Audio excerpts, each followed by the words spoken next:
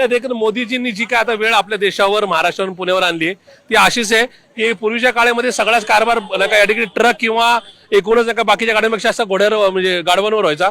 तर आता गाढवं वापरायची वेळ ही महाराष्ट्रावर आणि देशावर आणलेली आहे. आपण पाहतोय पूर्वी घोड्यावरच प्रवास व्हायचा, आता घोड्याचा प्रवास कारण की लोकांना पेट्रोल डिझेल परवडणार नाही.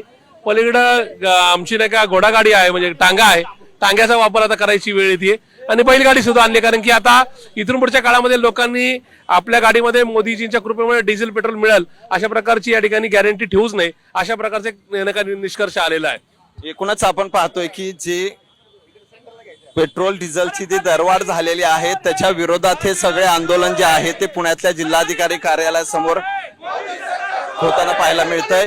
एकूणच आपण पाहतोय की या ठिकाणी गाढव घोडे घेऊन या ठिकाणी काँग्रेसचे कार्यकर्ते जे आहेत ते पुण्याच्या जिल्हाधिकारी कार्यालयासमोर हे आंदोलन करत आहेत. एकूणच गेले 10 दिवसामध्ये जी इंधन दरवाढ झालेली आहे त्याचा निषेध करत या ठिकाणी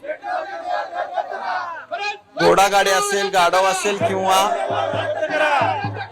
बैलगाडी असेल हे सगळं घेऊन या ठिकाणी काँग्रेसकडून निषेध आंदोलन जे आहे ते करण्यात येत आहे. मोदी फडणवीसांच्या दाराला सत्तेचे तोरण जनतेच्या नशिबे महागाईचे मरण अशा प्रकारचे आहेत तेही या ठिकाणी आणलेले आहेत.